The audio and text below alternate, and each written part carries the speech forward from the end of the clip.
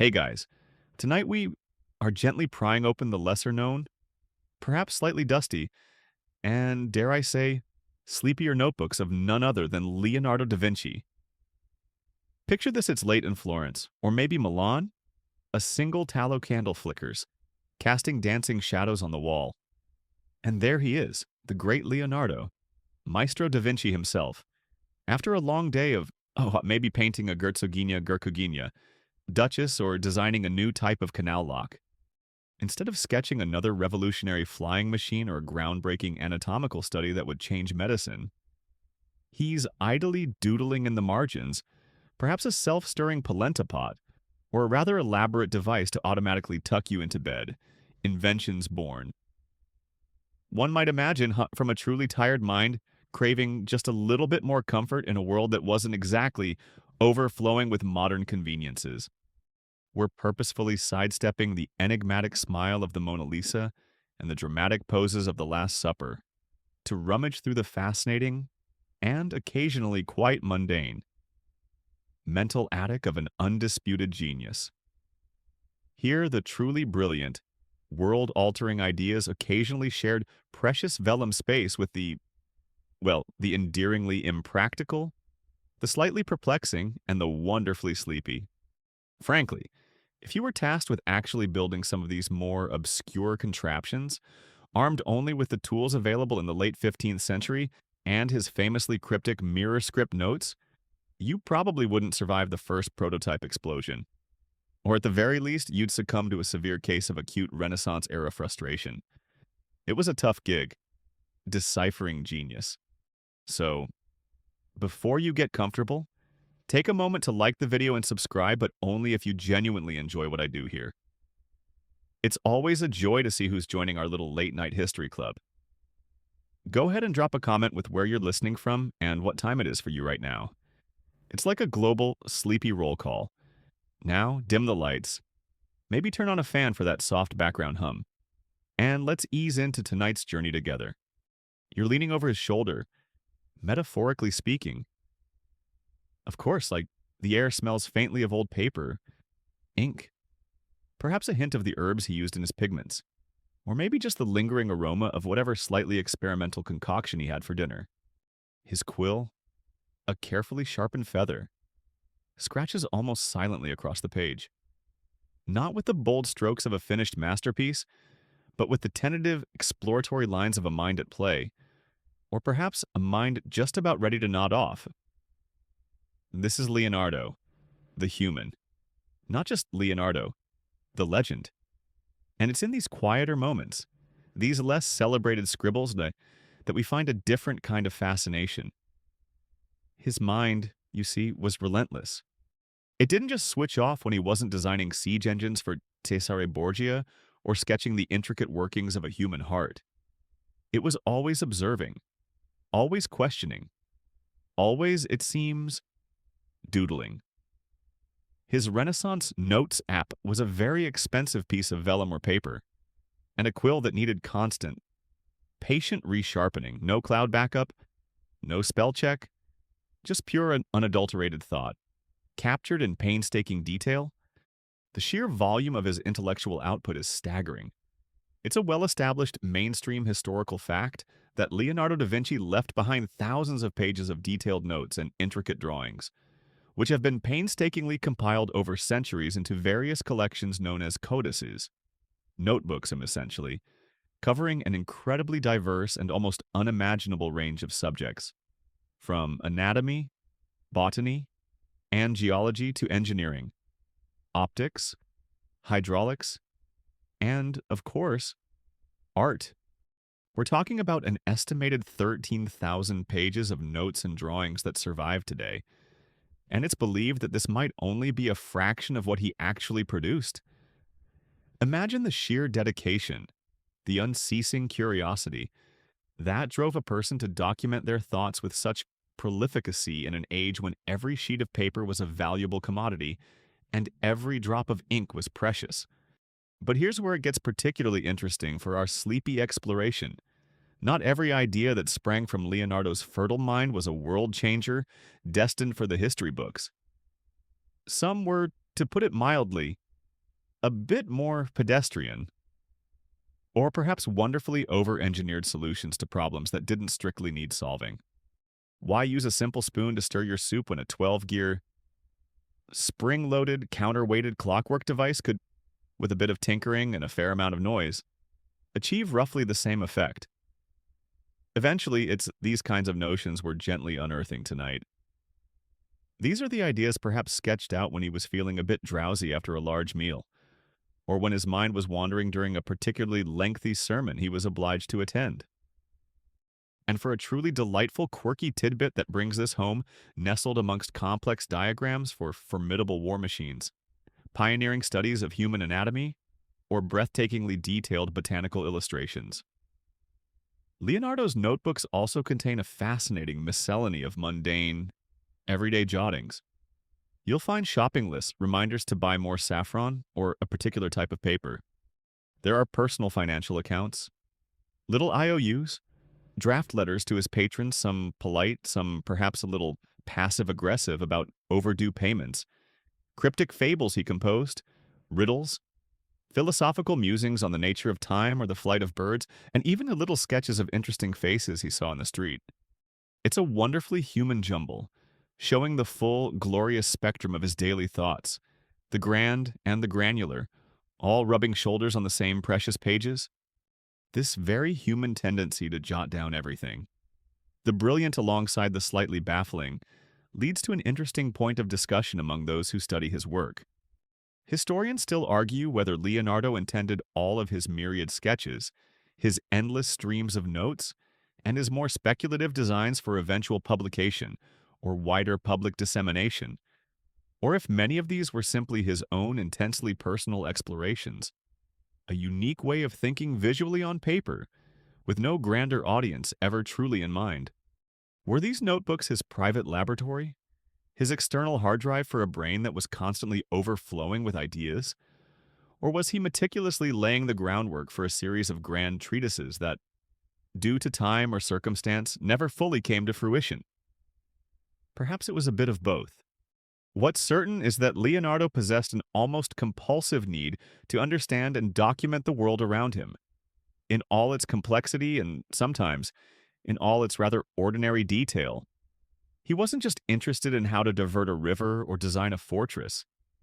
He was also, it seems, mildly preoccupied with how to roast a chicken more evenly, or how to keep his workshop floor a bit cleaner with less effort. It is these sleepier inventions, these forgotten footnotes in the grand opera of his genius, that we are going to gently sift through. They may not have changed the course of history in the same way his more famous works did, but they offer a uniquely intimate and often quite amusing glimpse into the restless, relentless, and wonderfully human mind of the ultimate Renaissance man. You can almost hear the soft sigh of contentment as he finally perfected the sketch for a device to automatically fan him on a hot Tuscan afternoon. A small triumph for a mind that rarely seemed to truly rest. That small triumph. The flicker of a satisfied smile as Leonardo sketched his latest comfort-inducing contraption. Perhaps a device to automatically swat flies or a self-warming pillow for chilly Florentine nights, was almost always destined for a place within one of his now legendary notebooks. And as you lean closer to these pages, metaphorically brushing away the dust of centuries, you're not just looking at faded ink on fragile paper.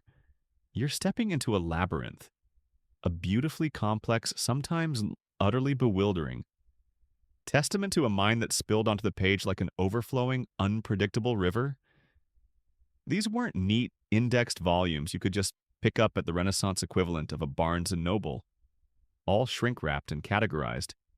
Oh no, they were something far more. Leonardo.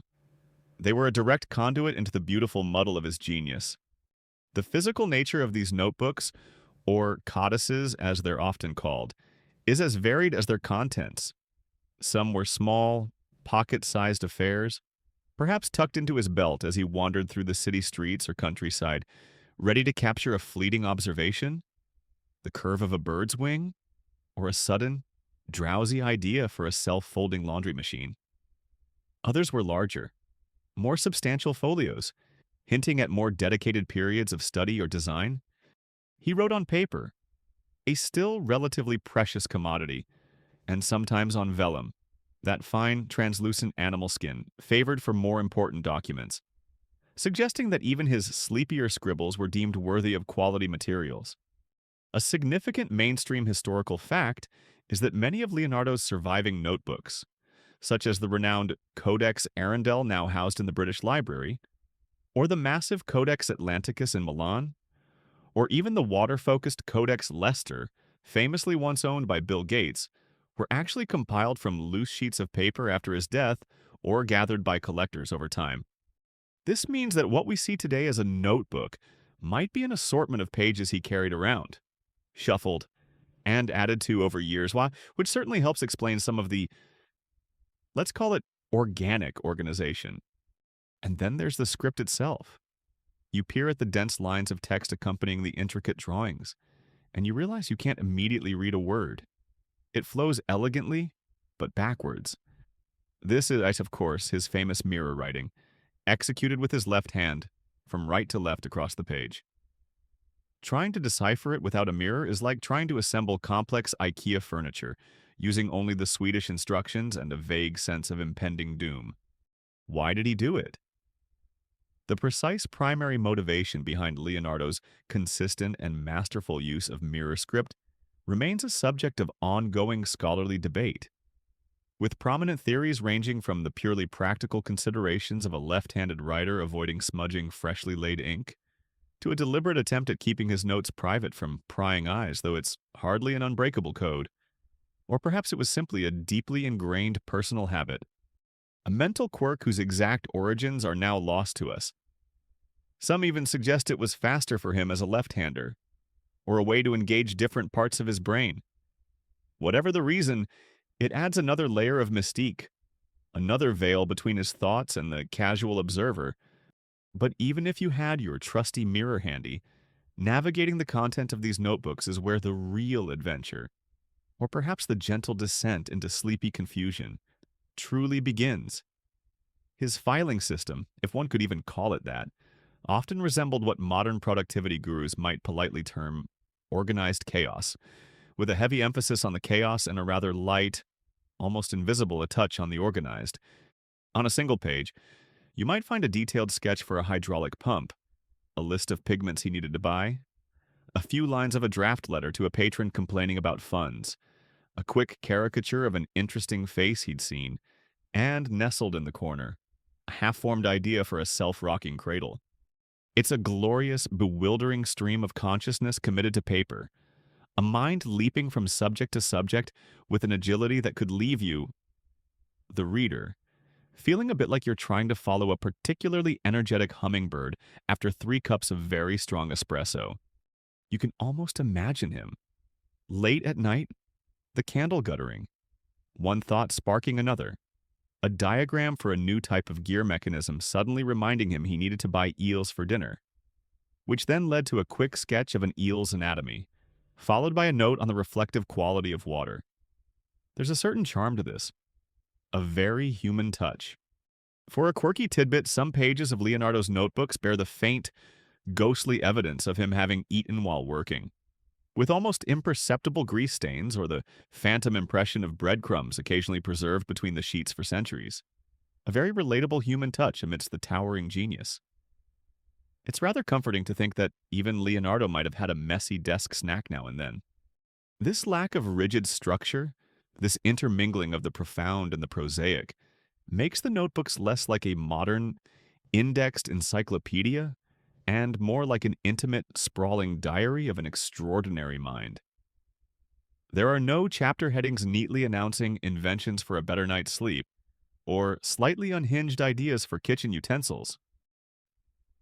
You, as the explorer of these pages, have to become a detective, a literary archaeologist, sifting through the layers, following the faint trails of thought. If a modern student tried to submit their course notes in a similar format, mirror script, random doodles of dragons next to complex equations, and a shopping list for Sforza's party, their professor would likely just hand it back with a very small, very polite sticky note saying, See me after class, and perhaps bring a mirror and possibly a strong coffee for me. So, as you mentally flip through these fascinating jumbled records of Leonardo's waking and perhaps pre slumbering thoughts, you're immersed in a world where the boundaries between art, science, engineering, and idle musing simply dissolve. The labyrinth of his notebooks, with its mirrored pathways and delightfully muddled corridors, is not a flaw in his method, but perhaps the most honest reflection of a mind constantly at work. A mind that saw connections everywhere, and a mind that, thankfully for us, felt compelled to write almost all of it down, even the bits that might just lull us gently towards our own dreams. And as those varied jottings, that delightful muddle of the profound and the prosaic, begin to lull you into a state of gentle, drifting curiosity. Let's imagine your sleepy gaze, still scanning those fascinating mirror-scripted pages, happens to fall upon a section that seems decidedly domestic. We're venturing now, very carefully, into the heart of the Renaissance home, the kitchen, a place of roaring fires, bubbling cauldrons, wonderful hearty smells, and, more often than not, sheer, unadulterated culinary chaos, especially when preparing for a grand ducal banquet. And it seems even here, amidst the clatter of copper pots, the rhythmic thud of chopping knives, and the often frantic scurrying of cooks and scullions, Leonardo's inventive mind couldn't resist trying to impose a little mechanical order, or perhaps in its more whimsical moments, inadvertently design a few magnificent, and potentially quite messy, kitchen calamities. Picture the scene of vast, stone-flagged Renaissance kitchen.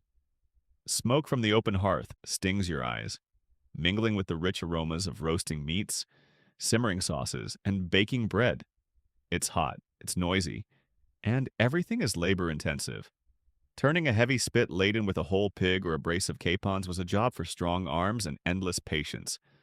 Grinding spices, chopping mountains of vegetables, kneading vast quantities of dough. It was all done by hand, often by an army of kitchen staff. So, naturally, a mind like Leonardo's, a mind that saw gears and levers in the flight of a bird or the flow of a river, would look at this scene and think, there must be a more mechanical way to do this. And thus the culinary contraptions were born, at least on paper. A key mainstream historical fact to remember is that Leonardo da Vinci indeed had a keen interest in automata and all sorts of mechanical devices. And during his extended period, serving Ludovico Sforza, the Duke of Milan, he was renowned for his involvement in organizing extraordinarily elaborate festivals, theatrical performances, and sumptuous banquets. This role undoubtedly spurred his fertile imagination for creating theatrical dining experiences and, quite possibly, inspired dreams of labor saving, or perhaps labor complicating kitchen machinery. So, what kind of sleepy, forgotten wonders might you unearth in these culinary corners of his notebooks? Perhaps you'd find a sketch for an automated spit roaster, not just a simple hand-cranked one. Oh no, Leonardo's version might involve a complex system of counterweights, gears, and perhaps even a propeller-like fan in the chimney, driven by the rising heat, designed to turn the spit at a perfectly even, scientifically calculated speed. You can imagine him sketching this late at night, muttering about convection currents and optimal browning, while the actual kitchen boy is just hoping the fire doesn't go out. The potential for a runaway, flaming chicken if one of those gears slipped is, of course, part of its sleepy charm. One wrong calculation and the Duke Sforza's prized peacock isn't just roasted. It's launched into low Earth orbit around the dining hall chandelier, and the polenta has gained sentience and is demanding workers' rights. Then there might be his designs for elaborate food processors. Imagine a device for dicing onions, involving multiple razor-sharp blades descending in a complex sequence, all powered by a foot pedal that required the stamina of a Tour de France cyclist, or a pasta maker that extruded noodles in mathematically perfect spirals, but which took longer to assemble and clean than it would to make enough pasta for all of Milan by hand. It's the Renaissance equivalent of that fancy kitchen gadget you bought from a late-night infomercial. the one that promised to revolutionize your julienning but now gathers dust in the back of a cupboard because it's just too much faff. Leonardo just had more gears involved. Marvelous, you can hear a cook exclaim sarcastically. It only took me 3 hours to meticulously clean the automatic parsley mincer after it heroically minced one sprig. What astonishing efficiency. Maestro. And what about a self-serving wine fountain? Or a device to automatically fan diners at the table? Not with simple ostrich feathers, but with an intricate clockwork mechanism that occasionally mistimed its wafts and sent a prized headpiece flying. Or perhaps for a truly quirky tidbit from his actual notes among Leonardo's many sketches are designs for various types of mills and grinders, including one that some imaginative scholars have whimsically interpreted as an early and characteristically overly complex pepper grinder or multi-chambered spice mill, perhaps capable of grinding 6 different spices simultaneously with the turn of a single. Rather enormous and probably quite stiff. Crank. Imagine the sneeze-inducing potential of that in a confined kitchen space. The sheer ingenuity is undeniable, but one can't help but wonder about the practical application in a bustling, often greasy, and decidedly low-tech Renaissance kitchen environment. Scholars and culinary historians occasionally debate whether Leonardo's more outlandish kitchen-related sketches were intended as genuinely serious, practical proposals for actually improving culinary efficiency and easing the burden of kitchen labor, or if they were more akin to imaginative flights of fancy, humorous thought experiments presented with a straight face, or even perhaps subtle satirical commentaries on the often ludicrous excesses and theatricality of grand Renaissance banquets. Was he trying to help the cook? Or was he just having a bit of fun at the expense of an over-the-top host?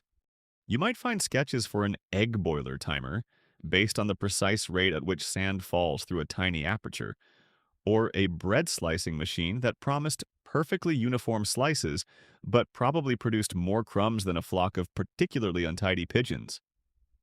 Or a bizarre contraption for shelling peas that involved a series of tiny levers and springs, which one suspects would gently launch more peas across the room than into the designated wicker basket.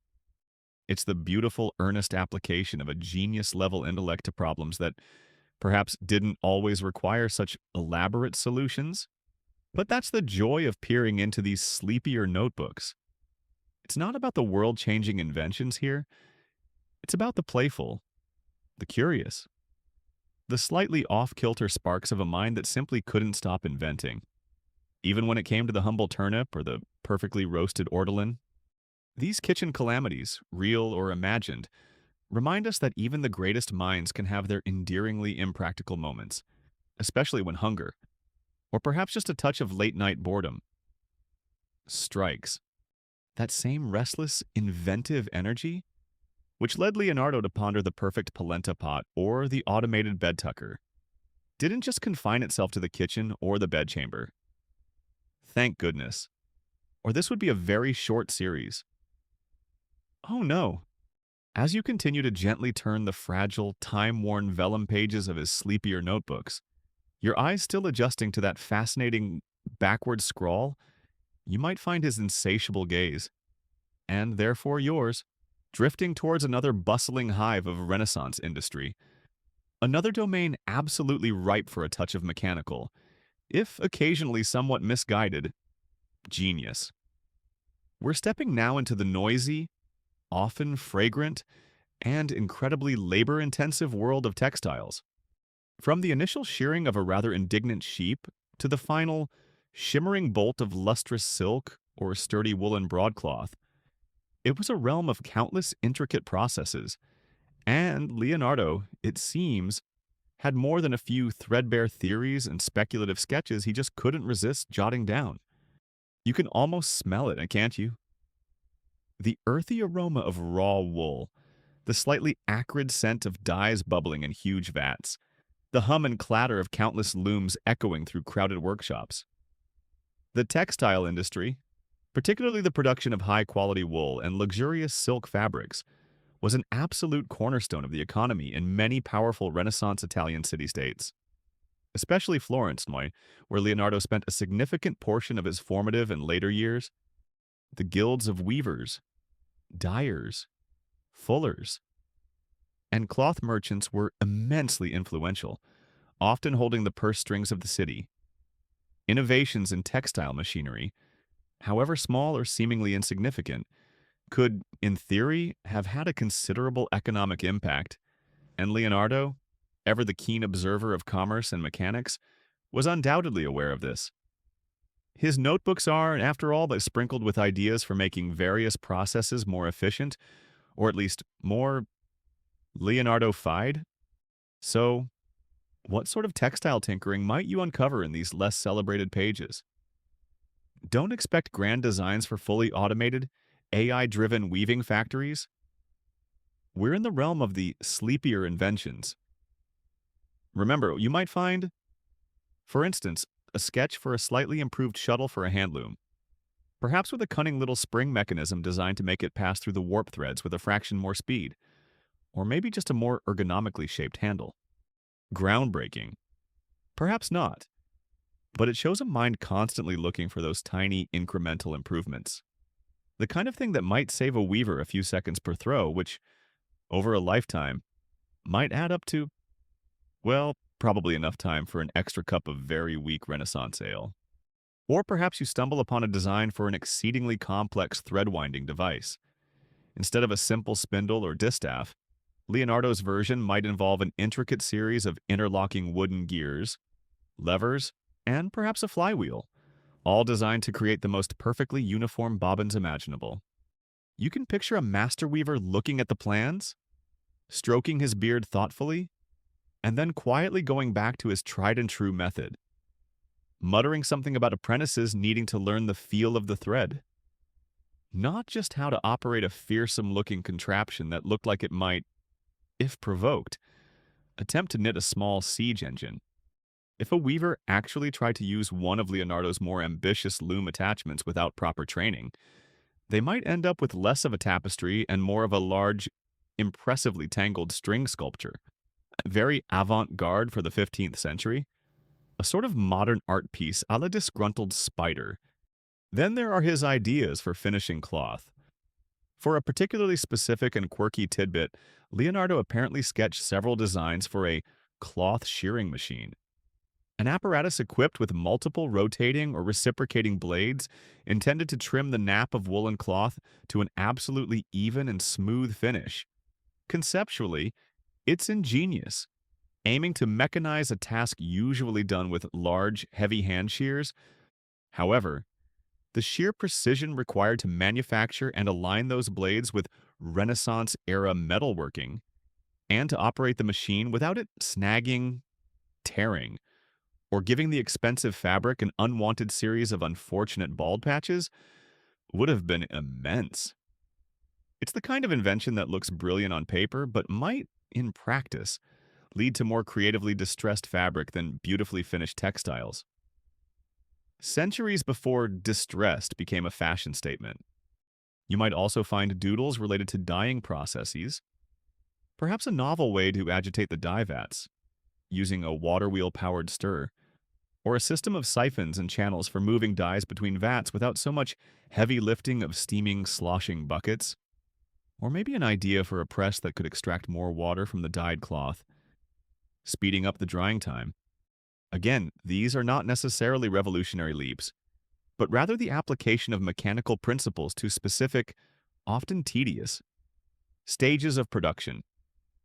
One wonders if he ever considered inventing a truly color-fast black dye, the holy grail for somber Renaissance fashion, or if his mind was more on the mechanics than the chemistry. Textile historians and Da Vinci scholars sometimes discuss whether Leonardo's numerous sketches related to textile machinery and processes represent his attempts to observe and meticulously improve upon existing, widely used technologies that he encountered in the bustling workshops of Florence or Milan, or if they were more often purely theoretical explorations of mechanical principles, applying his understanding of gears, levers, and motion to a new field with perhaps little regard for the deeply entrenched practical realities and guild-controlled practices of the Renaissance textile industry. Were these serious proposals or just him thinking? What if, on a quiet afternoon, his notebooks might reveal a design for a device to measure the evenness of spun thread, so delicate and fiddly that only Leonardo himself could calibrate it, making it utterly useless for a busy spinning mill? Or an idea for a fulling mill, where cloth was pounded to felted, with an unusually complex cam system, promising a more vigorous pounding but perhaps also a higher chance of the entire wooden structure shaking itself to pieces. You can almost hear a seasoned fuller grumbling.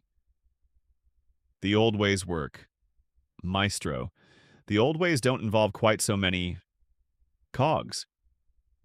Yes, this is Leonardo's automatic silkworm cocoon defluffer, complete with counter-rotating velvet pads and a miniature bellows. Essential for any discerning silk producer. Really, or so he probably thought at 3 a.m.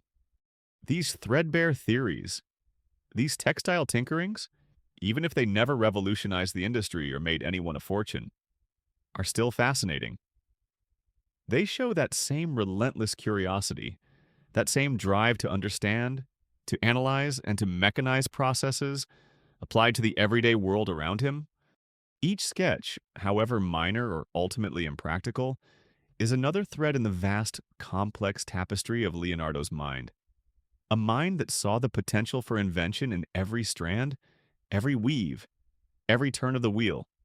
That ceaseless turn of the wheel in Leonardo's ever-active mind, which sought to mechanize everything from the intricate workings of textile looms to the daily grind of kitchen drudgery, was itself often metaphorically, and sometimes literally, powered by one of his most profound and enduring fascinations, water. He was utterly, almost obsessively, captivated by its every mood, its every form, its every elusive movement. And while history quite rightly remembers his ambitious, sweeping plans for canalizing mighty rivers like the Arno, for designing grand hydraulic systems, and for understanding the larger forces of tides and currents, your sleepy, gentle exploration of his voluminous notebooks now leads you, like a meandering stream, into the more forgotten backwaters of his aquatic musings. We're drifting now towards the little drips, the humble ditches, the almost meditative doodles that capture the fleeting, intricate dance of water in its less monumental and perhaps more soporific forms. It's a fundamental truth that Leonardo da Vinci was profoundly fascinated by water in all its myriad manifestations, filling entire sections of his notebooks, most famously the Codex Leicester, with incredibly meticulous observations, precise measurements, and beautifully detailed sketches of its flow, its swirling eddies, its reflective surfaces, and its latent power. He studied hydraulics with an intensity that bordered on devotion, not just for the purpose of grand engineering projects that might reshape landscapes or power industries, but also from a perspective of pure, unadulterated scientific and artistic curiosity. He wanted to understand its very essence. But tonight, we're not looking at plans to reroute a major waterway or designs for enormous waterlifting machines to drain swamps. Instead, you might stumble upon a page filled with extraordinarily detailed sketches of how water flows around a single, unusually shaped pebble in a shallow ditch. Or perhaps a series of drawings illustrating the precise patterns formed by water dripping slowly from a leaky roof into a small puddle below.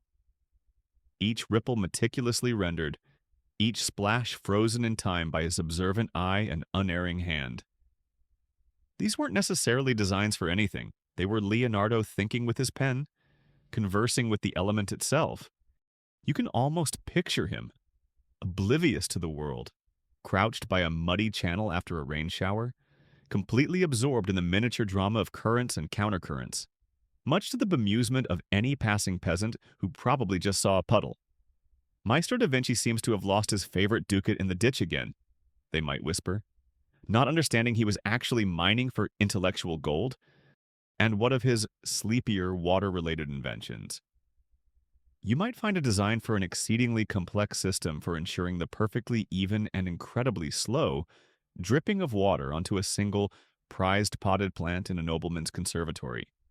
Imagine a series of tiny, counterbalanced buckets, siphons, and miniature water wheels, all designed to deliver precisely 3 drops of water per minute to a delicate orchid. A marvel of over-engineering that probably required more maintenance than simply remembering to water the darn plant with a cup. It's the kind of project a modern engineer might design for a laugh, or perhaps as an entry for most complicated way to achieve a simple task. Or perhaps your gaze falls upon his ideas for minor irrigation channels for a small kitchen garden. Not just a simple trench. Mind you, Leonardo's version might involve carefully calculated gradients, miniature sluice gates made of brass and carved wood, and perhaps even a system to filter out troublesome leaves, all to ensure his prized basil or a row of particularly sensitive lettuces received their water in the most scientifically optimized manner imaginable. You can almost hear a grizzled old Renaissance farmer, leaning on his hoe, looking at Leonardo's elaborate schematics for watering a single olive tree and saying, with a polite but bewildered smile, "It's a truly lovely drawing, maestro, full of, well, lines, but I think, with all due respect, I'll probably just stick to my trusty bucket for now."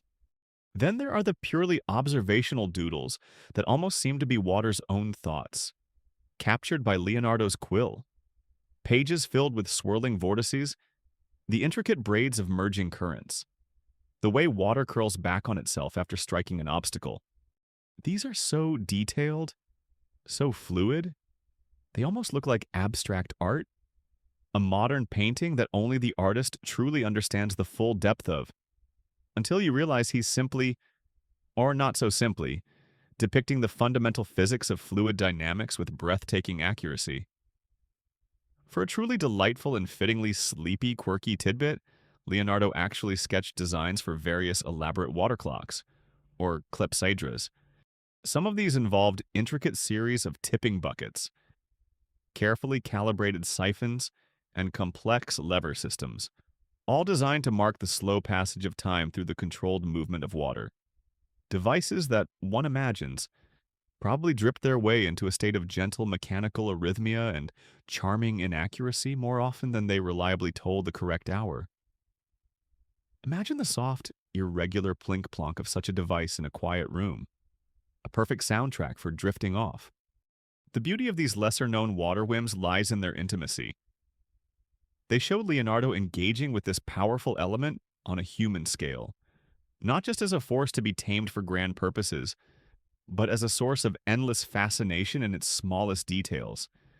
Hydraulic engineers and historians of science continue to analyze Leonardo's incredibly detailed sketches of water dynamics, often debating whether his intricate depictions of vortices, laminar flow, and turbulent patterns observed in small channels or around minor obstacles were primarily aimed at developing practical, scalable applications for water management, or if they often represented a more fundamental, almost philosophical and artistic attempt to visually codify and understand the very soul or the underlying language of water's ceaseless movement.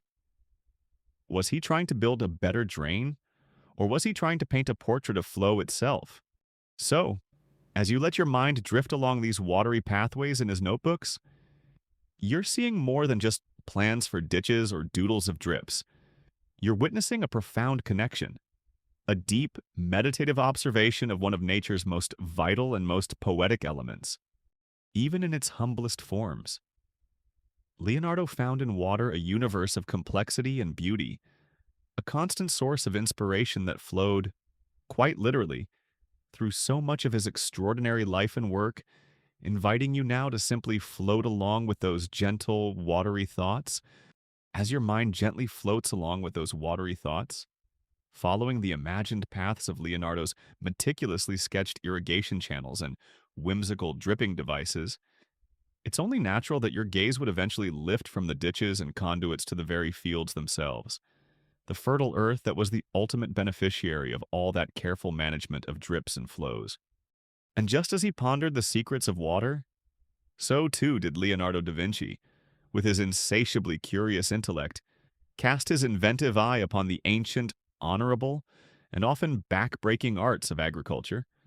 Here, amidst the rich, loamy smells of newly turned soil, the buzzing of bees in sun-drenched orchards, and the timeless, cyclical rhythms of planting, tending, and harvesting.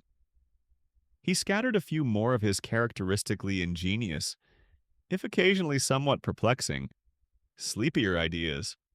These were his agricultural afterthoughts. Little seeds of mechanical ingenuity that, while perhaps not destined to fundamentally revolutionize farming in the Renaissance, certainly offer us another fascinating and gently amusing glimpse into his ever-curious, ever-doodling mind. You have to remember, Renaissance agriculture, for all the period's artistic and intellectual ferment, largely relied on traditional methods and tools that had been used for centuries, sometimes even millennia. The scythe, the hoe, the simple wooden plow pulled by oxen. These were the mainstays. It was a world of hard physical labor, dictated by the seasons and the often unpredictable whims of nature. Leonardo, with his profound interest in botany, his studies of earth sciences, and his unparalleled understanding of mechanical systems, naturally found himself considering these age-old processes, wondering if a little bit of well-applied leverage here, or a cunningly designed gear there, might ease the farmer's burden or improve the yield, even if just a little. His approach was less about a complete agricultural revolution and more about thoughtful tinkering in the margins of the field. So, as you peer into these pastoral pages of his notebooks, what agricultural afterthoughts might you unearth? Perhaps you'd find a design for a highly specialized hoe, not your everyday garden variety, but one with an oddly angled blade and a counterweight on the handle. Theoretically perfect for tilling a very specific type of clay soil found only in a remote Tuscan valley, but probably a bit baffling to anyone farming elsewhere. Or maybe a sketch for an improved scythe, with an extra handle and a curious pivoting mechanism, which, if used with anything less than Leonardo-level coordination, might have resulted less in efficiently cut grain and more in unintentionally artistic, if rather alarming, crop circles. "Look, Giovanni," one farmer might say to another, scratching his head. "Old man Antonio tried out that newfangled scythe from the maestro. Now his wheat field looks like a giant dizzy snail." One of Leonardo's more persistent agricultural musings, and a rather delightful quirky tidbit, involved various designs for an automatic seed drill or planter. While the basic concept of a seed drill wasn't entirely new to the world earlier, simpler versions had existed in places like China and Mesopotamia centuries before.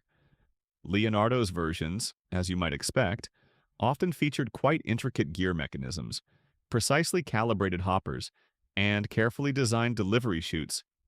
He was aiming for a level of precision in sowing seeds, perfect spacing, uniform depth, that was probably far beyond both the manufacturing capabilities of the era and the immediate practical needs or desires of the average Renaissance farmer, who was likely more concerned with weather and blight. You can just imagine one of his seed drills, if ever built, attempting to dispense seeds with the solemn, unwavering accuracy of a fine Swiss watch, right before it inevitably got spectacularly clogged with a damp clod of earth and a stubborn pebble. Much like that modern robot vacuum cleaner that promises effortless cleaning, but seems to develop an emotional attachment to the tassels on your rug and refuses to proceed. Then there are the ideas for harvesting or processing. Perhaps a fruit-picking device, an extendable pole with a complex claw-like grabber at the end, articulated with so many joints and levers that operating it would feel like trying to conduct an invisible orchestra while standing on one leg. Or a machine for sorting olives by size, involving a tilted, vibrating tray with a series of increasingly larger holes. Ingenious. But one wonders if it saved more time than simply paying a few village children a handful of small coins to do the job. Maybe he even doodled a design for a portable, wind-powered scarecrow with flailing arms and a convincingly terrifying rotating head. A device so effective it probably scared the farmer and his livestock far more thoroughly than it deterred any actual birds. Leonardo's proposed solution for that persistent aphid infestation on the Duke's prize-winning roses. It might have involved a miniature catapult, a complex aiming system, and a squadron of very tiny, highly irritated, and specially trained bees. The field test results were, shall we say, mixed, and involved a lot of swatting. The source of these agricultural ideas is a point of gentle contemplation for those who study his work.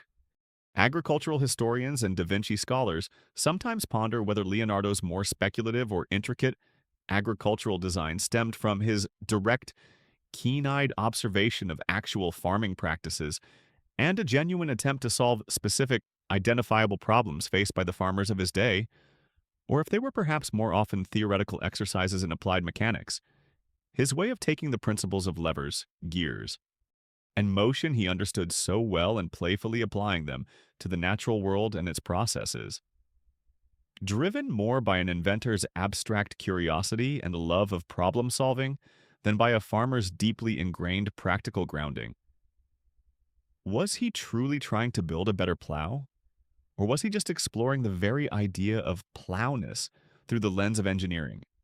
Whatever their origin, these seeds of slumber, these agricultural afterthoughts, reveal a mind that saw no division between the grand and the granular. The same intellect that contemplated the flight of birds and the anatomy of man also thought about how to get a seed into the ground with just a little more precision, or how to protect a tender shoot from the nibbling of a rabbit. These weren't necessarily the earth-shattering innovations that would transform the face of agriculture, but they were evidence of a mind always tilling the soil of possibility, always planting ideas, however small or sleepy they might seem, in the fertile ground of his extraordinary imagination, inviting you to ponder the quiet growth that can come from even the most unassuming of notions. That fertile ground of Leonardo's extraordinary imagination, where even the most unassuming notions about improving a scythe or optimizing a seed planter could take root and sprout into curious, intricate designs, was, of course, tilled and tended within the bustling, often wonderfully cluttered, creative chaos of his own workshop, his bottega. And as you, dear listener, continue your sleepy, gentle perusal of his fascinating notebooks, your mind drifting like a feather on a soft breeze, you'll find that this vibrant space, likely filled with the comforting, earthy scents of linseed oil, fresh wood shavings, ground pigments, and perhaps the faint, metallic tang of heated metal, was not just a place for creating world-renowned masterpieces of art or groundbreaking engineering models. It was also, in its own right, a veritable laboratory for inventing, well, arguably better ways to create those masterpieces, or at least slightly more complicated and mechanically fascinating ways to perform the often tedious, repetitive tasks that lay in between the flashes of pure genius. You can easily imagine it, can't you? A busy Renaissance workshop, apprentices grinding colors, stretching canvases, carving wood, or perhaps just trying to look busy whenever the maestro walked by. Tools everywhere, brushes, chisels, hammers, saws, calipers, strange contraptions in various states of assembly. It was a hub of creation, a place where ideas took physical form. And it's a well-documented mainstream historical fact that Leonardo da Vinci, as a highly sought-after master artist and an increasingly renowned engineer, maintained an active and often very busy workshop, or bottega, in both Florence and Milan. Here, he not only produced his own works, but also trained a cohort of apprentices and collaborated with assistants on a multitude of diverse projects, ranging from commissioned paintings and sculptures to elaborate festival designs and complex engineering undertakings. This dynamic environment, filled with the tools and processes of art and craft, naturally inspired him to think about improving the very instruments of creation, or finding mechanical solutions to the drudgery that even genius cannot entirely escape. So, what sort of workshop wonders or tools for tedium might you uncover in these particular pages of his Sleepier scribbles? Perhaps you'd find a design for an improved artist's easel, not just a simple wooden A-frame, but one with an elaborate system of cranks, gears, and counterweights allowing for minute adjustments in height, tilt, and rotation. So complex that an apprentice might spend more time calibrating the easel than actually painting on it. Giovanni, you might hear Leonardo patiently explain. The subtle interplay of the worm gear and the primary fulcrum is key to achieving the optimal chiaroscuro angle for this underpainting. Try not to launch the canvas across the room this time. There's a good lad.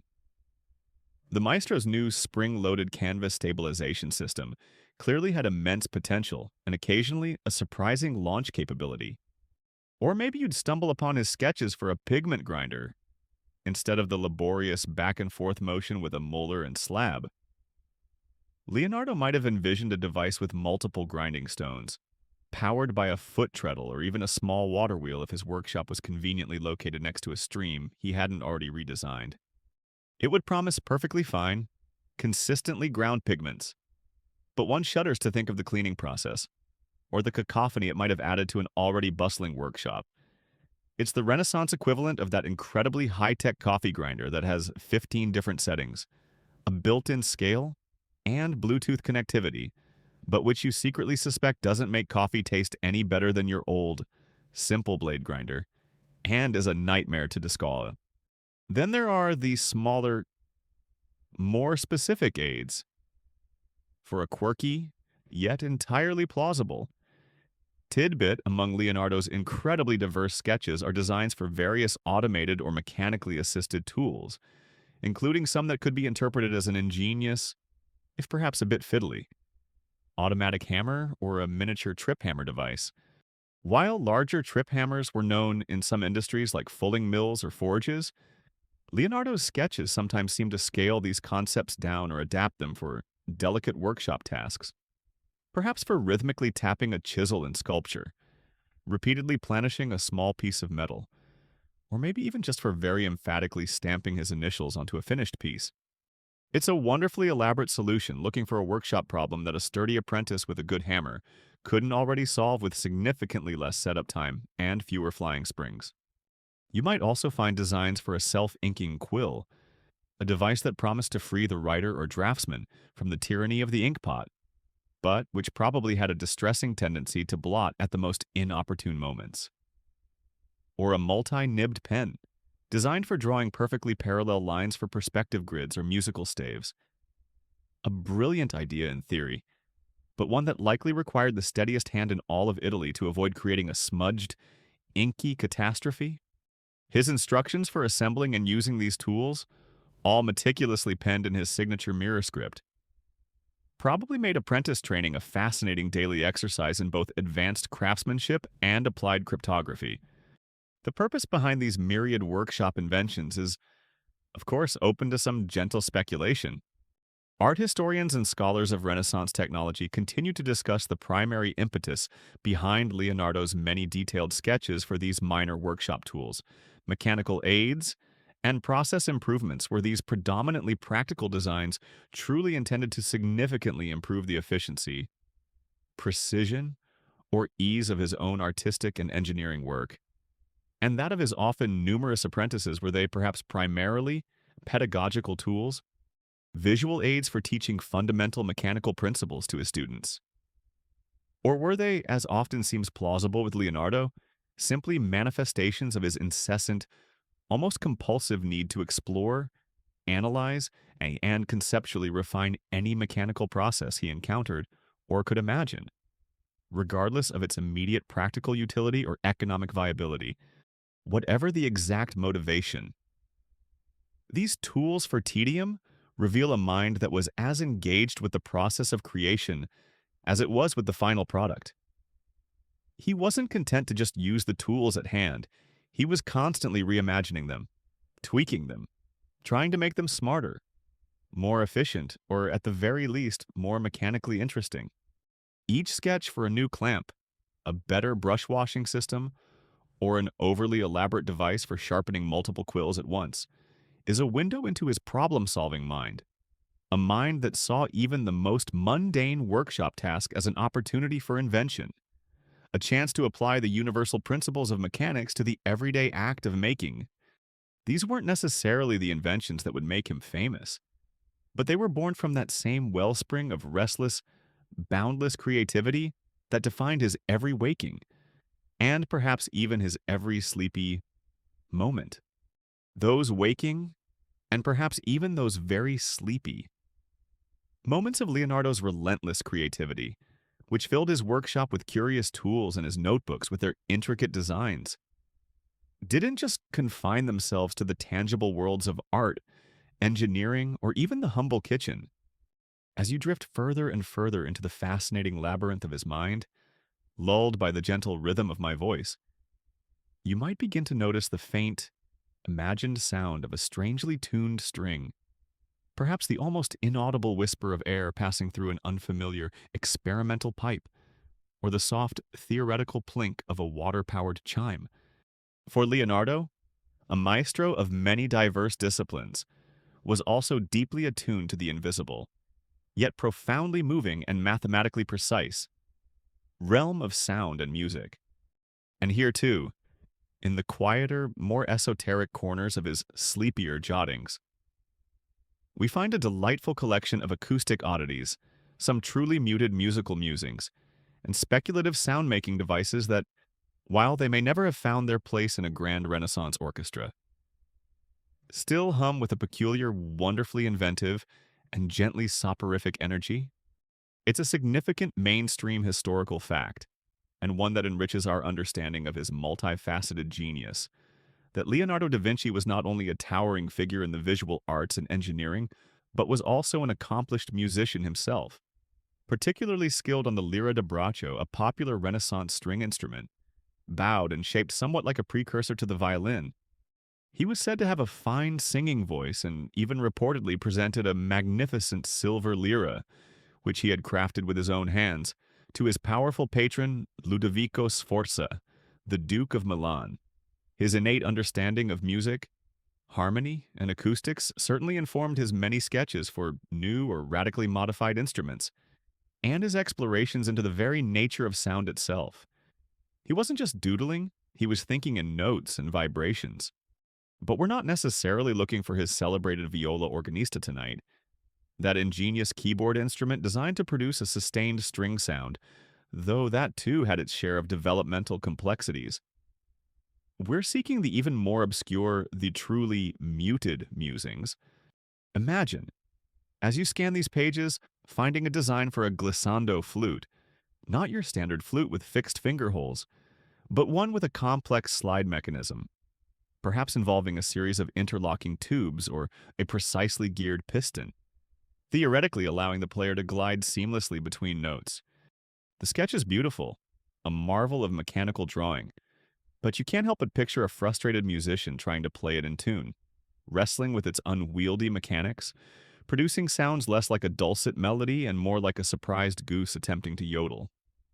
It's the kind of instrument whose unique sound might be perfect for clearing a room rather quickly, or perhaps for serenading a very niche, distinctly avant-garde gathering of experimental ghosts.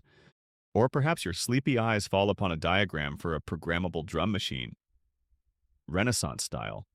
Not with electronic pads, of course, but a large barrel drum surrounded by an intricate array of cams, levers, and falling weights, all meticulously arranged to strike the drumhead in a predetermined, complex rhythm when a crank was turned.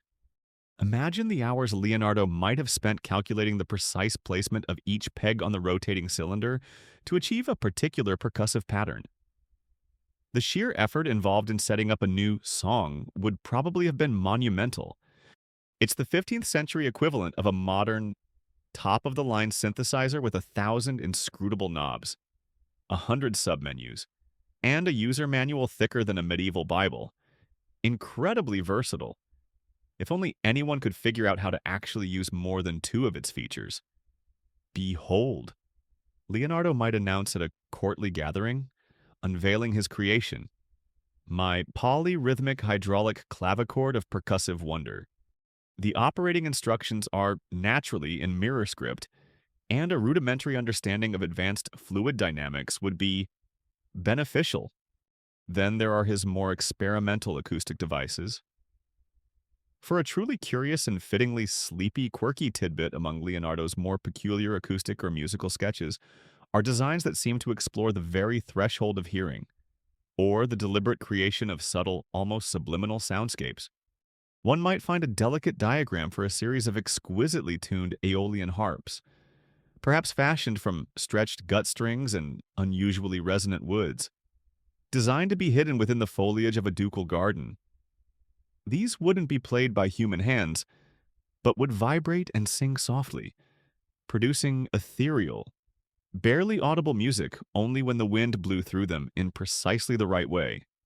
It was an attempt, perhaps to make the air itself sing, to weave sound into the very fabric of the environment. Or maybe it was just a very, very elaborate and high-maintenance wind chime for a particularly sensitive and aesthetically refined soul who found normal wind chimes a bit too obvious. You might also find sketches for unusually shaped bells or resonating chambers, meticulously drawn with notes on their intended acoustic properties, designed to produce very specific, perhaps even slightly unsettling, overtones or remarkably sustained notes. Or a device to visually demonstrate sound vibrations, perhaps using a tightly stretched membrane sprinkled with fine sand, which would form intricate patterns when different notes were played nearby. A beautiful, silent dance responding to an invisible force. This leads to a point of ongoing gentle discussion among experts. Musicologists and Da Vinci scholars continue to analyze his more enigmatic sketches related to sound, acoustics, and musical mechanics, often debating whether some of these were indeed intended as practical blueprints for actual, playable instruments that he hoped to construct and hear, or if they often represented more abstract theoretical investigations into the fundamental physics of sound, the complexities of wave propagation, and the science of resonance, perhaps serving more as visual aids to understanding acoustics rather than as designs for performance. Was he building a better lute, or was he deconstructing the very concept of luteness? These acoustic oddities, these muted musical musings, even if they never resulted in a chart-topping Renaissance hit or a widely adopted new instrument, are wonderfully revealing. They show Leonardo's desire to understand and manipulate every aspect of the sensory world, not just what could be seen and touched, but also what could be heard, what could be felt as a vibration in the air. He was a man who listened to the world with the same intensity that he observed it, always searching for the hidden mechanics, the underlying principles, the silent music that animates all things.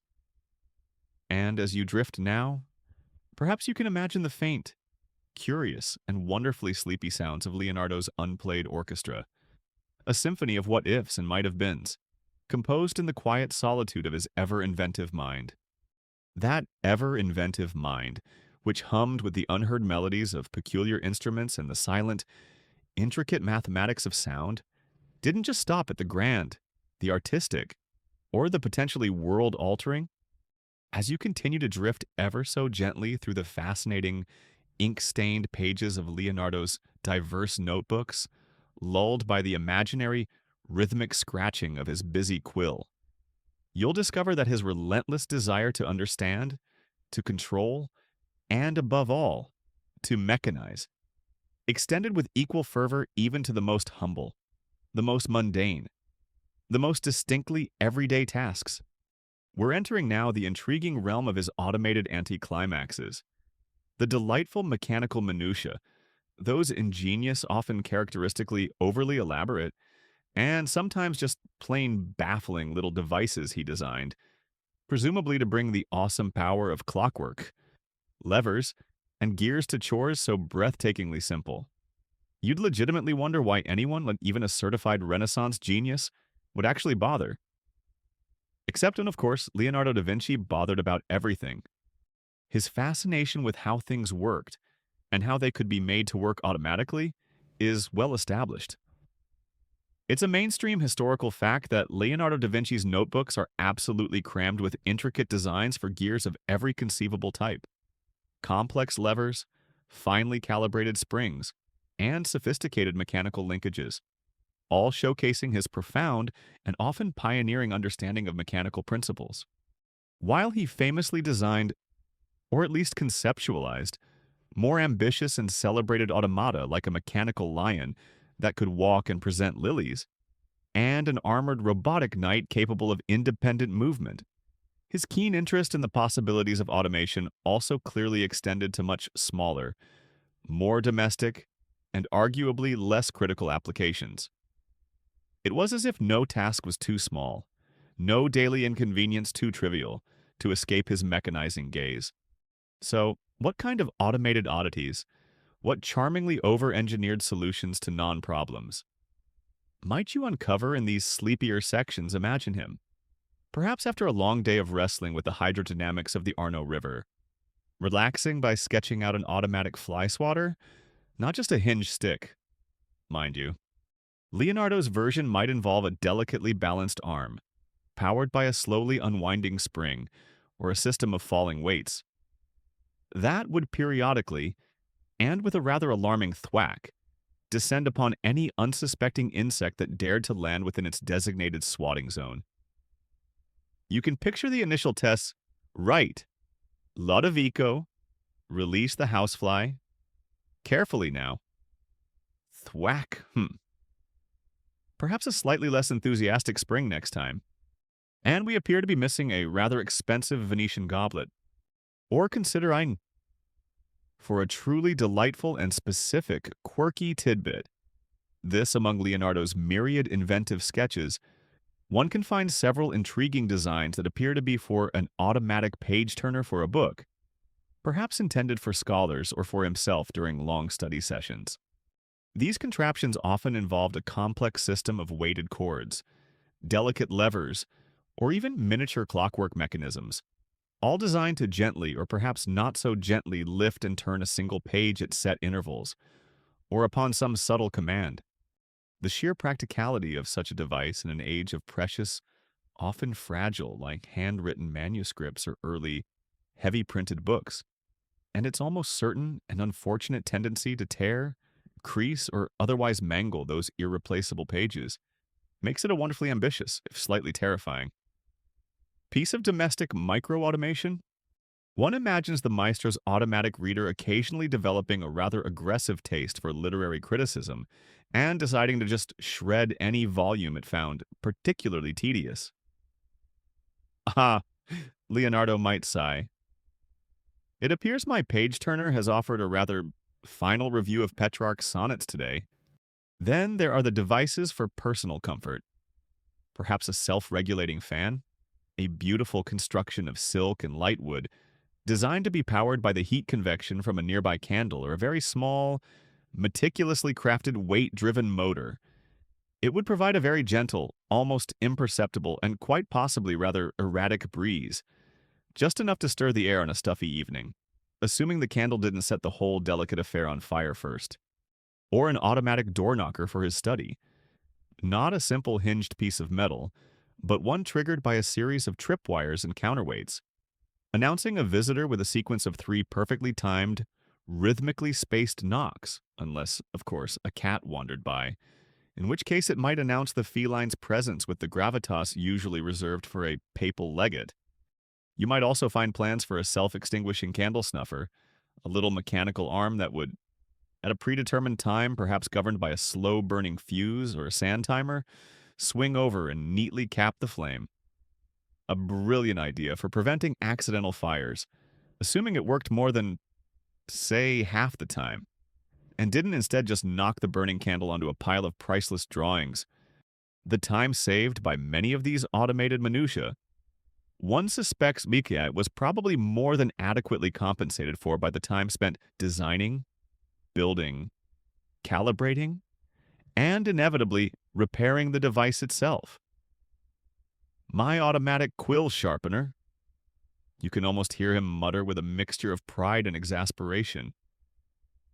Only took me 2 hours to repair this morning after it rather enthusiastically sharpened itself into a fine powder.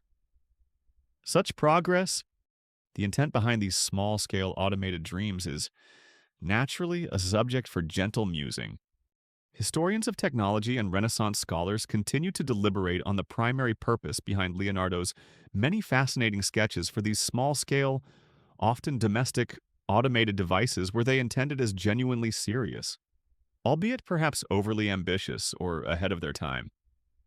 Attempts at bona fide labor-saving inventions that he hoped would one day ease the burdens of daily life. Were they more like sophisticated mechanical toys or diverting curiosities, designed for the amusement of his patrons at courtly entertainments? Or did they primarily serve as practical, hands-on exercises for him to work out, test and refine fundamental principles of automation, clockwork mechanisms, and intricate linkages that could then be scaled up and applied to his larger, more significant engineering projects? Perhaps, as with so much of Leonardo's work, the answer is a delightful combination of all three. What these automated anticlimaxes, these mechanical minutiae, show us so clearly is a mind that simply couldn't resist a puzzle, especially a mechanical one. No problem was too insignificant if it offered an opportunity to explore the interplay of forces, the beauty of motion, the elegance of a well-designed gear. These weren't necessarily the inventions that would change the world, but they were the quiet, persistent hum of a brain constantly at work, seeking to bring order and ingenuity to every tiny corner of human experience, one Rube Goldberg-esque contraption at a time, inviting you to smile at the sheer, unadulterated joy of simply figuring things out. That unadulterated joy of simply figuring things out, which led Leonardo to design everything from self-stirring polenta pots to overly ambitious automatic page-turners, didn't just stop with inanimate objects and mechanical contraptions that whirred and clicked, or at least were intended to. As your sleepy exploration of his endlessly fascinating notebooks continues, your mind gently unspooling like a silken thread, you'll find his keen analytical gaze turning with equal, if not arguably greater, intensity towards the most complex, most elegant, and most beautifully efficient machines of all living bodies. Now, we're not solely talking about his famously groundbreaking, and often rather stomach-churning, anatomical drawings undertaken for the advancement of medical understanding. Those are legendary in their own right. Instead, we're drifting into the quieter, more subtle byways of his studies, his anatomical asides, those incredibly detailed observations and exquisitely rendered sketches focused on the absolute minutiae of motion, the intricate biomechanics of a bird's wing in mid-flap, a horse's leg during a powerful gallop, or the almost imperceptible and yet deeply expressive twitch of a human smile. It's a widely recognized mainstream historical fact that Leonardo da Vinci conducted numerous, often clandestine and highly controversial, dissections of both human and animal cadavers to gain first-hand knowledge of anatomy. This practice, fraught with societal and religious taboos in his time, yielded astoundingly detailed and largely accurate drawings of musculature, skeletal structures, and organ systems that were revolutionary not only for the advancement of artistic realism but also for the nascent field of medical science. He approached the body as a divine machine, seeking to understand its engineering with the same rigor he applied to any mechanical invention. But beyond the large-scale systems, his notebooks are filled with observations that are less about pathology and more about pure, unadulterated kinetics, the poetry of movement itself.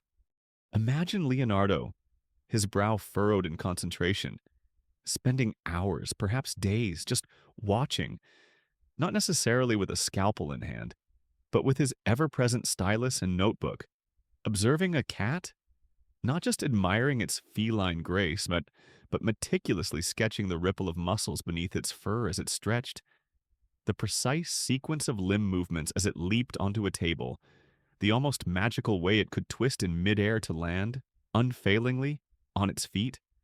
These weren't for a veterinary textbook.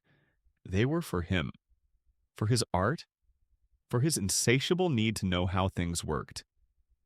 You might find an entire page dedicated to the subtle articulation of a bird's ankle joint, or the way a frog's tongue unfurls with lightning speed. It's the kind of intense, focused observation that would make a modern wildlife photographer with a super slow-motion camera nod in deep appreciation. Only Leonardo was doing it all with just his eyes, his brain, and his incredibly skilled hand. And then there are his human studies, beyond the grand organ systems. For a truly fascinating and quite specific quirky tidbit, Leonardo made incredibly detailed, almost obsessive studies of the human face, meticulously sketching the subtle musculature around the lips, eyes, and brow to understand precisely how various emotions, joy, anger, sorrow, fear, contemplation, were physically expressed. He wasn't just trying to paint a generic, sad face. He was deconstructing the very mechanics of sadness as it manifested in the human countenance, filling pages with dozens of variations of expressions, each subtly different, each a testament to his keen observation of his fellow human beings. You can almost picture him at a lively Florentine gathering, not entirely engaged in the witty banter, but rather intently studying the way someone's eyes crinkled when they laughed sincerely, or the slight furrowing of a brow that betrayed a moment of doubt, all the while making mental, if not actual, sketches. "Don't mind me, Contessa," he might have thought. "I'm just analyzing the precise interplay of your orbicularis oculi and zygomaticus major muscles as you recount that amusing anecdote. Do smile again, if you please. For art, and of course for science." These anatomical asides, these studies of motion's minutiae, were often directly in service of his art. How could he paint a truly convincing battle scene without understanding the dynamic tension in a warrior's arm as he wielded a sword, or the desperate strain in a horse's neck? How could he capture the subtle grace of the Virgin Mary without understanding the gentle curve of a mother's hand as she cradled her child? His pursuit of realism was relentless, and it was grounded in this deep, almost cellular understanding of biomechanics. He'd fill pages with sketches of a flexing bicep, the rotation of a wrist, the subtle shift of weight in a standing figure, sometimes annotating them with his mirror script, noting the origin and insertion of muscles, the angles of leverage. It's the kind of dedication that makes modern art students, with their access to photography and digital references, feel perhaps just a little bit lazy. Naturally, the precise motivations behind every single one of these biomechanical deep dives can sometimes be a subject of gentle academic pondering. Art historians and medical historians continue to discuss the primary impetus behind some of Leonardo's more specialized and less obviously applicable biomechanical studies, particularly his highly detailed analyses of, say, the flight patterns of very specific insects or the musculature of obscure animal species. Were these always directly in service of specific, planned artistic commissions or particular engineering projects? Or did they sometimes represent a more boundless, almost pure research curiosity about the universal principles of natural engineering and the interconnectedness of all living forms, with potential applications that he himself perhaps only vaguely envisioned at the time? What is clear is that Leonardo saw the world in terms of movement, forces, and underlying structures. His notebooks are a testament to this, a record of a mind constantly trying to decode the design language of nature. He wasn't content with surface appearances. He wanted to know what lay beneath, what made things move, what made them work. And as you, the listener, drift through these anatomical asides, perhaps you can feel a sense of that same quiet, intense focus, that same appreciation for the intricate, often overlooked, marvels of natural engineering. It's a sleepy kind of wonder, born not from grand pronouncements, but from the patient, meticulous observation of life's subtle, beautiful mechanics. A constant, gentle unfolding of understanding. One tiny muscle, one perfectly captured gesture at a time. That meticulous, almost preternatural eye for detail, which allowed Leonardo da Vinci to capture the most subtle nuance of a human gesture or the precise, intricate mechanics of a bird's delicate wing, didn't just confine itself to the organic, living world. As you continue to drift ever so gently through the quiet, imagined rustle of his ancient notebook pages, your mind settling like fine dust in a forgotten library, you'll find that same intense, deeply analytical gaze turning with equal fervor towards the very fabric of the earth itself, measuring its contours, mapping its features, and sometimes, just sometimes, devising methods and tools for doing so that were so uniquely, so quintessentially Leonardo, they bordered on a kind of beautiful, ingenious, and occasionally quite baffling. Measuring mayhem.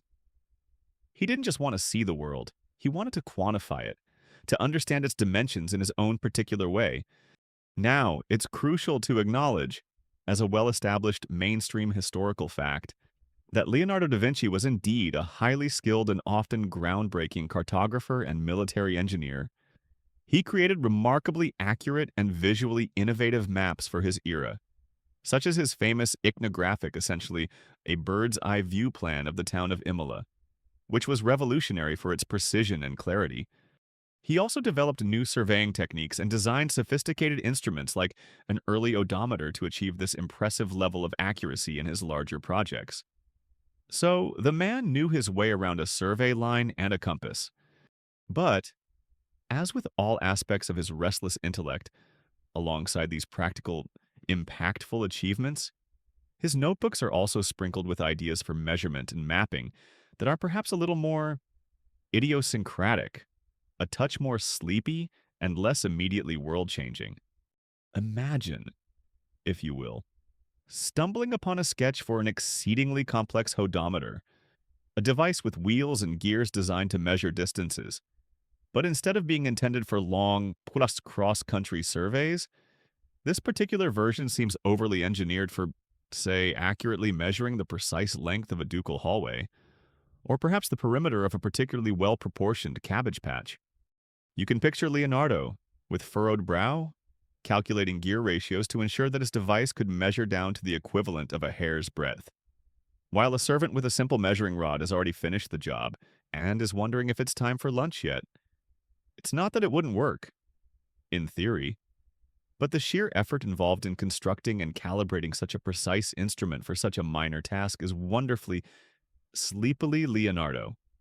Yes, he might proudly declare to a skeptical apprentice, "My new precision puddle perambulator has determined this unfortunate accumulation of rainwater is exactly 3 7/16 standard Florentine braccia in circumference."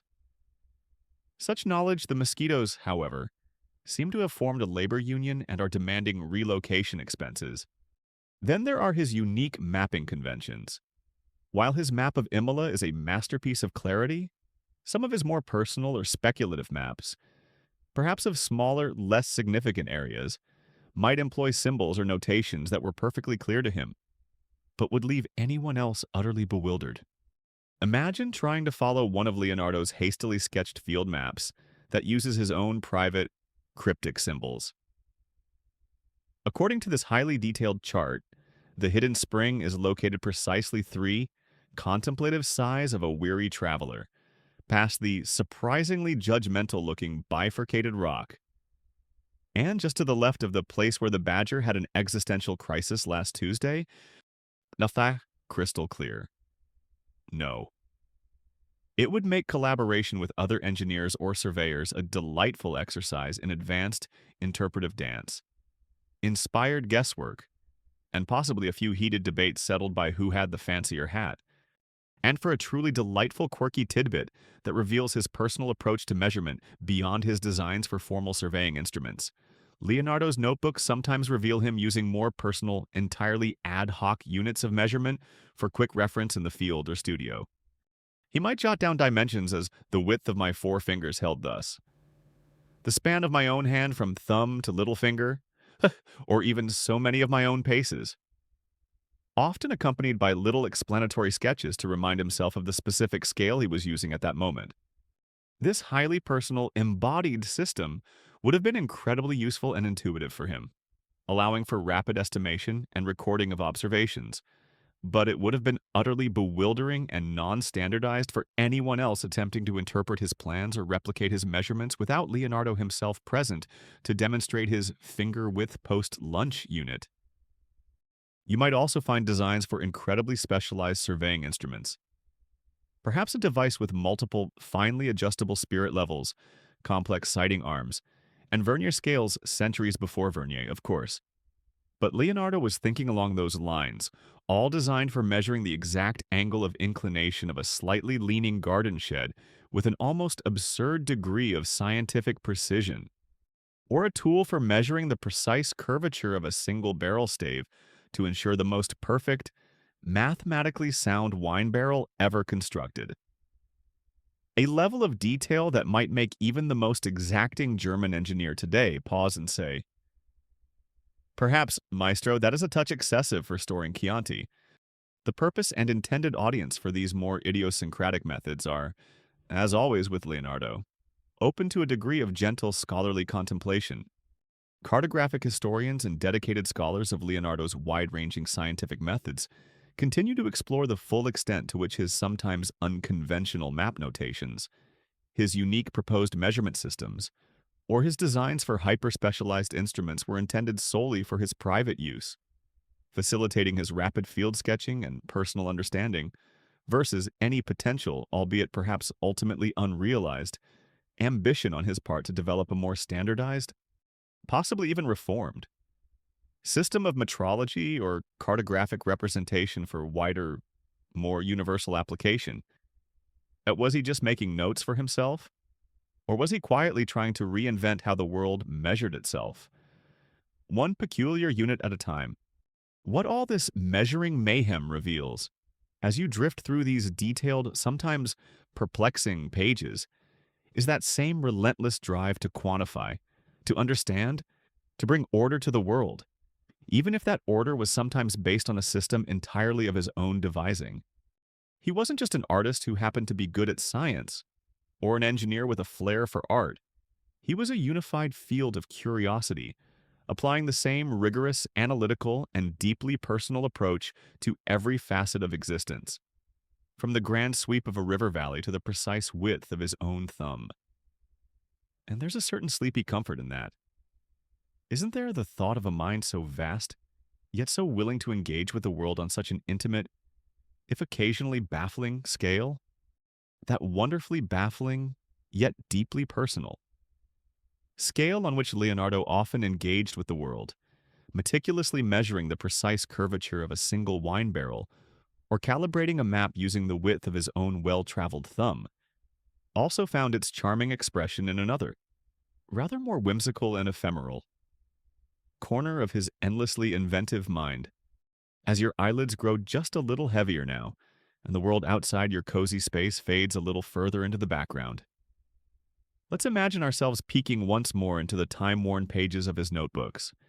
This time, we're uncovering his stagecraft secrets, not necessarily the grand, thunderous machinery designed for massive public pageants that shook the very foundations of Milan, but the more intimate, often forgotten party pieces, those fleeting theatrical fantasies and subtle illusions designed to delight a small, appreciative courtly gathering, to add a delicate touch of mechanical magic to a private evening's entertainment. Or perhaps just to satisfy his own deeply ingrained, playful sense of wonder and his love for a well-crafted surprise. Now, it's certainly a well-documented mainstream historical fact that Leonardo da Vinci was extensively involved in creating truly spectacular and often breathtakingly innovative theatrical events, elaborate pageants, and allegorical masks for his powerful patrons, most notably for the Sforza court in Milan and later for the French king, Francis I. He designed intricate stage machinery capable of moving celestial spheres or revealing hidden scenes, fantastical costumes that transformed actors into mythical beasts, and ingenious special effects that combined his unparalleled artistic vision with his profound engineering talents to produce dazzling, if often by their very nature, quite ephemeral, entertainments. He was, in essence, the Renaissance equivalent of a Hollywood special effects wizard, but with more parchment and fewer explosions, usually. But tonight, our sleepy exploration guides us away from the thunder of Jove descending from a mechanical heaven, and towards the softer, more subtle illusions. The party pieces that might have been conjured for a duchess's private salon, or a quiet evening of poetry and music. Imagine, if you will, Leonardo sketching a delicate device to make a single perfect rose appear to bloom on command during the recitation of a particularly poignant love sonnet. Not with a sudden, jarring mechanical clunk, but through a system of incredibly fine, near-invisible silk threads or perhaps some exquisitely tiny, hidden clockwork mechanism, causing the petals to unfurl slowly, magically, as if by the power of the verse itself. The special effects budget for many of these intimate gatherings was likely quite modest, mostly a bit of cleverly deployed string, a judicious application of soot for shadows, some well-placed mirrors, And, of course, Leonardo's boundless, fertile imagination. Or perhaps you find a design for a small, hand-operated smoke machine. Nothing more than a pair of carefully constructed bellows connected to a chamber where fragrant herbs or resins were gently heated over a concealed candle. With a few discreet puffs, a character in an allegorical playlet could appear to emerge from a mystical, sweet-smelling mist. Or a ghost could make a suitably ethereal entrance and exit, all within the confines of a private chamber. For a wonderfully specific and fittingly subtle quirky tidbit, among Leonardo's diverse notes on effects and presentations, are sketches that suggest his ideas for creating scented smoke, or even very simple, contained pyrotechnics for specific theatrical moments. This might have involved the careful burning of particular dried herbs, specific resins, or specially prepared powders to create evocative colored flashes, intriguing aromatic clouds, or a sudden, surprising sparkle of light during a dramatic moment in a small courtly play or an intimate masque. These weren't the grand fireworks that would light up the night sky over a city, but rather delicate, almost personal, atmospheric enhancers designed to heighten the emotional impact of a performance for a select few. You might also discover his plans for ingenious shadow play devices, not just simple hand puppets, but perhaps jointed, flat figures made of vellum or thin wood, manipulated by almost invisible rods behind a translucent screen. Their enlarged shadows acting out fables or comical scenes, all animated by the flickering light of a single, strategically placed candle, or a costume element with a surprising, delightful transformation.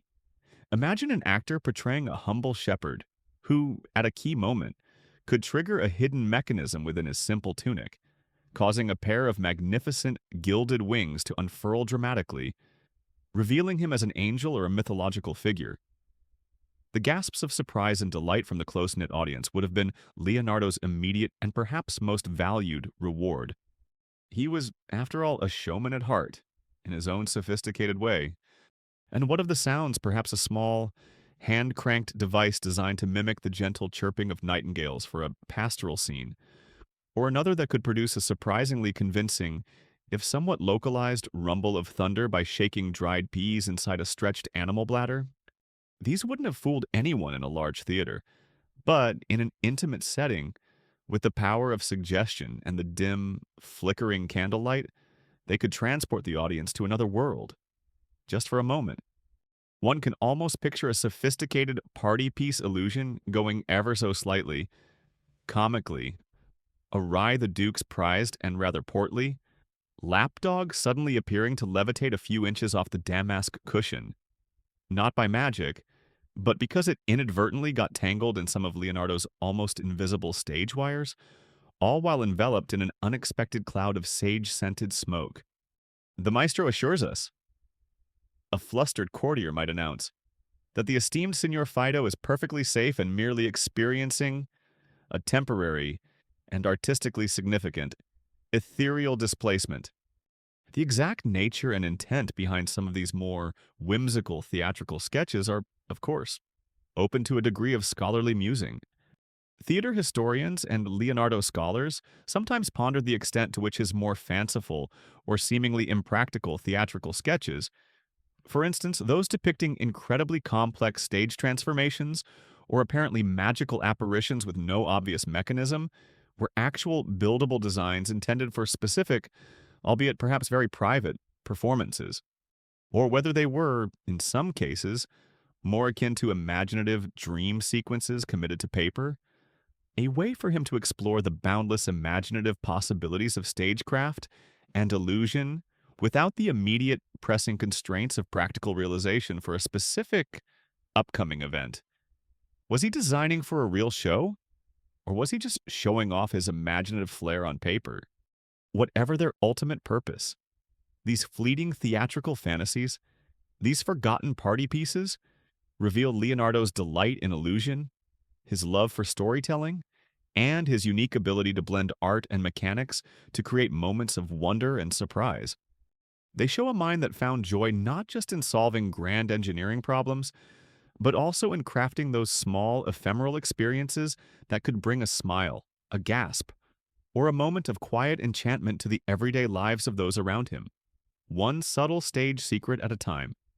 Those subtle stage secrets, conjured by Leonardo da Vinci with a clever, almost magical mix of precise mechanics and inspired artistry to delight a discerning courtly audience, hint at an even deeper, more ingrained fascination with the intricate and often mysterious transformative arts. As your eyelids feel wonderfully heavy now, and your mind drifts ever so gently into that peaceful, liminal space between waking and dreaming. Let's imagine his well-worn notebooks now revealing sketches and annotations dedicated to even more arcane, more speculative purposes. We're tiptoeing very softly, almost on a cloud of drowsy curiosity, into the dimly lit, often smoky, and decidedly fragrant realms of his alchemical appliances and his more experimental forays into kitchen chemistry. Those strange, often wonderfully over-designed tools and curious, intricate apparatuses he conceived for culinary explorations that bordered on early science. Or perhaps, for those more deeply speculative, alchemical explorations that sought to unlock the hidden properties of matter itself and the very secrets of transformation. Now, it's important to state up front that while Leonardo da Vinci is not primarily remembered or categorized as an alchemist in the purely mystical, gold transmuting sense, the Renaissance was an era where the lines between emerging early chemistry, practical metallurgy, experimental medicine, artistic material science, and more traditional alchemical inquiry were often incredibly blurred and intriguingly intertwined. Leonardo's profound, demonstrably obsessive interest in the fundamental properties of materials, his endless experiments with pigments, oils, varnishes, and metal casting techniques, and his overarching, relentless quest to understand processes of change and transformation in the natural world certainly placed him in very close intellectual proximity to these fascinating, if sometimes rather murky fields of exploration. He was, after all, a man who wanted to know how everything worked, from the inside out. So, what kinds of peculiar contraptions for these transformative arts might you uncover in the quieter, more speculative corners of his sleepy notebooks? You might find elaborate designs for distillation setups, far more complex than a simple still. Imagine a series of interconnected, oddly shaped glass or ceramic flasks, retorts with gracefully curved necks, and intricate condensers cooled by a meticulously regulated trickle of water, all designed for extracting the purest essences of herbs, flowers, or perhaps more exotic, less identifiable substances. Was he trying to create a new perfume for a capricious duchess? A more potent medicinal tincture? Or perhaps, just perhaps, attempting to isolate the elusive fifth element, or the spiritus mundi that alchemists so diligently sought the good news? He might have jotted in a margin, is that his perpetual stew, after a slight miscalculation with the reflux condenser, is now faintly self-illuminating. The bad news is, it also sings very quietly and slightly off-key, in ecclesiastical Latin. You could also stumble upon sketches for what looks like a highly sophisticated, temperature-controlled slow cooker or a multi-layered bain-marie, employing complex systems to regulate heat with unparalleled precision, perhaps using sand baths heated by carefully managed embers, or a flow of warm water diverted from a nearby and probably Leonardo-designed hot spring.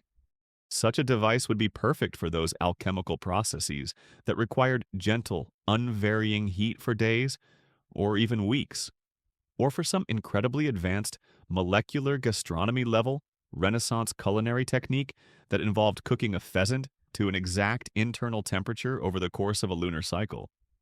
It's the kind of setup that makes a modern sous vide machine look like a blunt instrument. This 17-stage, double-jacketed, self-regulating, hermetically sealed reflux condenser system, you can almost hear him explaining to a bewildered kitchen apprentice, is absolutely essential for achieving the perfect, spiritually resonant infusion of dandelions.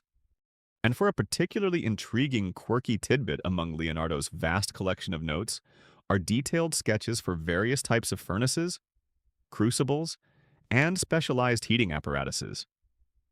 Some of these feature surprisingly intricate designs for controlling airflow through adjustable vents or for achieving and maintaining specific, very high temperatures, suggesting experiments that required exceptionally precise thermal regulation. You might find a design for a small, multi-chambered oven, or perhaps a miniature version of an athanor, that slow, steady alchemical furnace designed for long digestions, an apparatus that seems far too complex and specialized for merely baking a loaf of bread or roasting a joint of meat. These hint at more focused, perhaps somewhat secretive, experimental heating tasks, whether for creating new alloys, testing the properties of strange minerals, or attempting those more elusive material transformations. Then there are the tools for grinding, mixing, and filtering. Not just a simple mortar and pestle, but perhaps a set made from unusual, non-reactive materials, or even a small, mechanically assisted grinding mill designed to reduce stubborn substances to an impalpable powder with minimal contamination, or an apparatus for filtering viscous liquids through multiple, carefully layered beds of sand, charcoal, and perhaps even crushed unicorn horn if he could procure any. And if he believed the hype, Leonardo's notes on alchemy, if he ever penned any overtly aiming for the philosopher's stone, would likely be even more cryptic than his engineering schematics. His recipe for turning lead into gold might involve 3 mismatched left shoes, the genuine sigh of a truly patient man, a specific quantity of moonbeams, finely sieved, of course, and a pinch of momentary disbelief, vigorously stirred counterclockwise.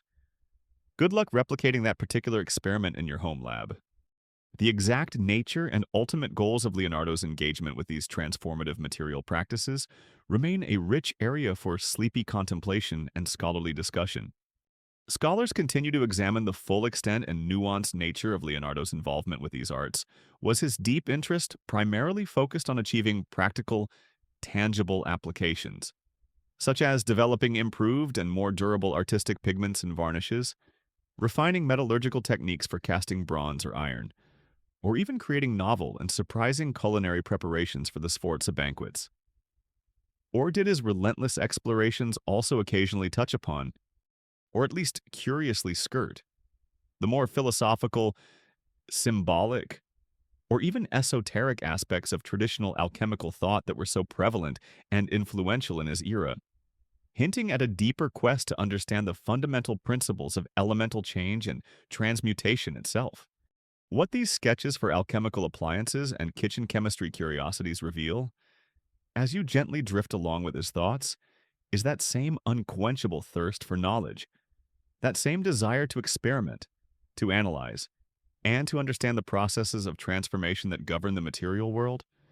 Whether he was trying to perfect a new shade of blue, create a more resilient bronze, or perhaps just brew a truly unforgettable and possibly slightly explosive cordial, his mind was always engaged with the fascinating dance of elements, the subtle alchemy of creation, inviting you to ponder the quiet magic that happens when genius meets the crucible.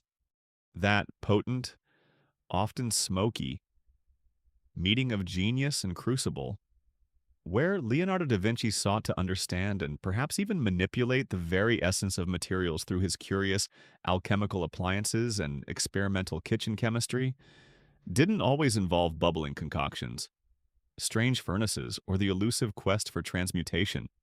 Sometimes, the transformation he sought was simpler, more structural, yet no less infused with his particular brand of intellectual rigor, the ancient, honorable art of spanning a gap, of connecting 2 points, however humble or seemingly insignificant the divide. As your mind continues its gentle, sleepy drift through the endless gallery of his notebooks, your thoughts becoming as light and airy as a dandelion seed on the breeze, you might now encounter his charmingly earnest bridge banalities, those thoughtful, often surprisingly detailed, and occasionally wonderfully over-engineered designs for crossing distinctly minor obstacles. We're talking about humble creek beds, decorative garden streams, or perhaps just a particularly wide and inconvenient puddle in a ducal courtyard after a spring shower.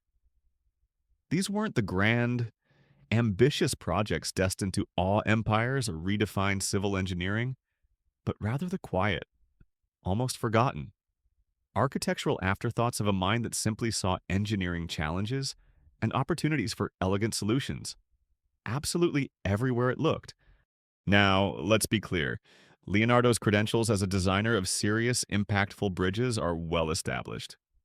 It's a significant mainstream historical fact that Leonardo da Vinci possessed a truly sophisticated and often prescient understanding of structural mechanics. And he designed numerous bridges, including incredibly ambitious and innovative projects like his famous proposal for a colossal single-span stone bridge across the Golden Horn in Constantinople, modern-day Istanbul. A design so advanced it was only fully appreciated centuries later. His notebooks are replete with detailed studies of arch forms, various truss systems, methods for constructing stable foundations in difficult terrain, and the complex interplay of stresses and loads, principles he could and did apply with brilliance to large-scale designs. He wasn't just doodling, he was a serious structural engineer. But our focus tonight, in this comfortably drowsy exploration, is on the more modest applications of this formidable intellect.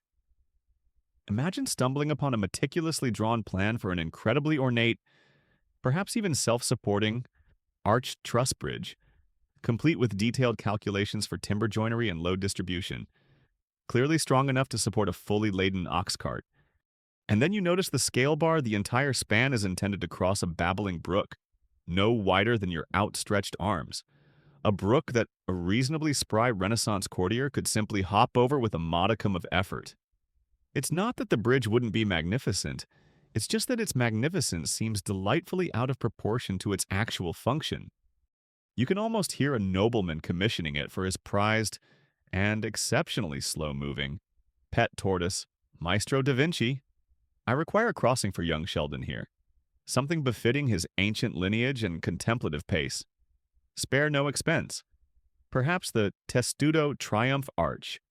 Or perhaps you find sketches for a series of charming, almost whimsical small footbridges, specifically designed for a formal ducal garden. This is actually a rather lovely, quirky tidbit among Leonardo's diverse structural sketches are indeed charming. Almost decorative designs for small, highly ornamental footbridges, perhaps intended to cross artificial streams or connect miniature islands in the elaborate gardens of his wealthy patrons like the Sforzas. These weren't just functional planks, they might feature intricately carved balustrades, gracefully curved arches, decorative newel posts, or even small built-in wooden seats from which to admire a particularly pleasing view of a lily pond. These designs transformed a simple, utilitarian, crossing over a tiny landscaped rill or a carefully curated pathway into a miniature architectural statement. A delightful folly that far exceeded any purely practical, mundane need for merely getting from one side of a tiny water feature to the other. You might also encounter his theoretical explorations of bridge mechanics applied to absurdly small scales. Imagine pages of notes comparing the relative strengths of different arch designs, Roman, Gothic, perhaps even a flattened segmental arch of his own devising, all meticulously calculated for spanning a gap that a child could comfortably step over, or a design for a modular, interlocking wooden bridge system, like a set of Renaissance Lego, theoretically allowing one to quickly assemble a temporary crossing over a series of small puddles in a muddy courtyard. Though one suspects assembling the bridge might take longer than simply walking around the puddles. It's the kind of problem-solving that makes you smile. The application of a monumental intellect to a monumentally minor inconvenience. It's a beautiful series of interconnected miniature pontoon bridges. Leonardo. A slightly damp courtier might observe after a downpour. But perhaps next time, we could just invest in some slightly better cobblestones, or perhaps some rather fetching raised clogs. And what was the driving force behind these humble creek crossings and garden path archways? Architectural historians and dedicated Leonardo scholars sometimes deliberate on the primary motivation behind his many sketches for these very minor or seemingly purely decorative bridges were these predominantly practical exercises in applying complex structural principles on a more manageable, easily testable scale. perhaps even for pedagogical purposes when instructing his apprentices in the fundamentals of engineering? Were they primarily aesthetic explorations, treating the very form of the bridge as a kind of sculptural element to be integrated harmoniously within a landscape or garden design? Or were some of these actually genuinely intended for specific, albeit modest and now unrecorded locations where, in Leonardo's meticulous view, even the smallest crossing required thoughtful, elegant, and structurally sound design, whatever his specific intentions for each little sketch? These bridge banalities offer a wonderfully humanizing glimpse into his creative process. They show a mind that didn't differentiate between the grand challenge of spanning a major waterway and the small satisfaction of designing a perfect, jewel-like arch over a decorative fish pond. Every problem, no matter its scale, was an opportunity for thoughtful design, for the application of scientific principle, and for the creation of something that was not just functional, but also, if possible, beautiful. These weren't just bridges to get you from here to there. They were bridges connecting his understanding of engineering with his love of art, his grasp of mathematics with his appreciation for the gentle curve of nature, inviting you now to just pause for a moment on one of these imaginary, humble crossings and appreciate the view. And as you linger for a moment on that imaginary, humble crossing, appreciating the view not just of a perfectly designed miniature garden stream or a quaintly over-engineered ditch, but of a mind that found elegance, intellectual challenge, and perhaps even a quiet sort of joy in even the smallest of spans, you begin to sense the true destiny, the enduring, subtle power of all those sleepy scribbles and so-called forgotten inventions we've so gently explored tonight. These weren't just isolated oddities, the inconsequential mental detritus of an otherwise occupied genius, quickly sketched and then casually cast aside. Oh no. These forgotten footnotes, these designs for almost practical kitchen calamities, these threadbare theories for textile machines that never quite wove their magic, these doodles of tiny, unnecessary bridges, they all form integral parts of a vast, wonderfully interconnected, and deeply human tapestry. They are the enduring, soft echoes of a truly relentless curiosity, a quiet but profound testament to the beautiful, often messy, and always wonderfully human process of creativity itself. What these Sleepier notebooks reveal, perhaps more clearly than the finished masterpieces, is the sheer, unadulterated process of Leonardo's mind at work. You see him thinking on paper, wrestling with problems both grand and granular, exploring ideas that sometimes led to dead ends, sometimes to brilliant insights, and sometimes, just sometimes, to a design for a self-folding napkin that probably required 3 strong men and a complex system of pulleys to operate. If Leonardo had access to modern sticky notes and an infinite whiteboard, his Florentine workshop might have been slightly less cluttered with bits of parchment, but arguably, our insight into his raw thought process might have been a little less gloriously chaotic and a lot less fun to decipher. These minor inventions, these detailed studies of motion's minutiae, these idiosyncratic measuring systems, they humanize the almost mythical figure of the Renaissance man. They show us a Leonardo who wasn't always operating at the level of divine inspiration, but who also grappled with the everyday, who got tired, who sought comfort, who doodled in the margins, and who, like any good inventor, probably had far more ideas that didn't work out than ones that did. It's a comforting thought, isn't it, that even genius involves a lot of trial and error? A lot of, that didn't quite go as planned? A lot of simply trying things out just to see what happens. Even his meticulously kept grocery lists, as we've noted, probably had some underlying, yet-to-be-deciphered mathematical formula for optimal Renaissance nutritional balance and cost-effectiveness that scholars just haven't quite cracked yet. And there is an incredible, ongoing dedication to understanding every facet of his output. It's a significant mainstream historical fact that immense and painstaking efforts continue to this very day by dedicated scholars, international institutions, art conservators, and digital humanists worldwide to meticulously study, preserve, interpret, and digitally archive Leonardo da Vinci's voluminous and often fragile notebooks. This ongoing, centuries-long work makes his thoughts, from the most ambitious designs for flying machines to the most fleeting, almost invisible doodles in a margin, increasingly accessible to everyone. This allows for an ever deeper, more richly nuanced understanding of his creative genius, his scientific methods, and the sheer, almost unimaginable breadth of his intellectual pursuits. We are still, in many ways, just beginning to fully unpack the contents of that extraordinary mind. You can see this relentless mental activity reflected in the very pages themselves. For a truly fascinating, quirky tidbit that speaks volumes, it's been meticulously noted by Leonardo scholars that he often filled every single available space on a sheet of paper with his characteristic mirror script text, flowing elegantly around complex drawings, and with later thoughts, new ideas, or entirely different subjects being squeezed into the margins, or sometimes even written directly over earlier, fainter sketches. This apparent horror vacui, a seeming fear of empty space on the page, itself appears to mirror his mind's own deep-seated abhorrence of idleness or intellectual stagnation. His brain, like his pages, always needed to be filled with observation, with analysis, with invention. No matter how seemingly small or inconsequential the initial idea might have appeared, the ultimate value and interpretation of these most minor jottings, of course, can lead to gentle contemplation.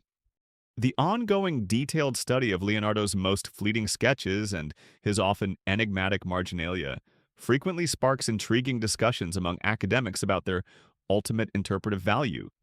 Do these sometimes ephemeral doodles and half-formed, rapidly captured thoughts offer genuinely significant, fresh insights into his core inventive processes, his underlying philosophical outlook, or even his hidden emotional states? Or are we sometimes perhaps in danger of overanalyzing the casual, everyday jottings of a mind that simply thought, and therefore doodled, constantly, with some notes being just, well, notes, momentary placeholders for a thought that perhaps never went further? But whether they were profound seeds of later, greater ideas, or simply the mental equivalent of a contented hum, these doodles and sleepier designs all contribute to a richer, more complete portrait. They show us the interconnectedness of his thought, how a principle observed in the flow of water might inform a design for a textile machine, how an understanding of anatomy could influence a theatrical device. They are the quiet background music to his more famous symphonies of invention, the gentle, persistent undercurrent of a mind forever at play, forever questioning, forever seeking to understand and to create. And so, as our journey through these forgotten corners of Leonardo's notebooks draws to its peaceful close, you are left not with a list of failed inventions, but with a deeper appreciation for the boundless curiosity and the tireless, inventive spirit that defined him. Even in these quietest, most unassuming byways of his vast intellectual landscape, the enduring echoes of his genius offer profound lessons that no idea is too small to explore, that the process of thinking is as valuable as the outcome, and that even in our sleepiest, most mundane moments, the human mind can touch upon the extraordinary. These doodles, these afterthoughts, these beautifully imperfect notions are the quiet sighs of a mind that shaped our world, inviting you now to simply rest and let your own thoughts drift as they may.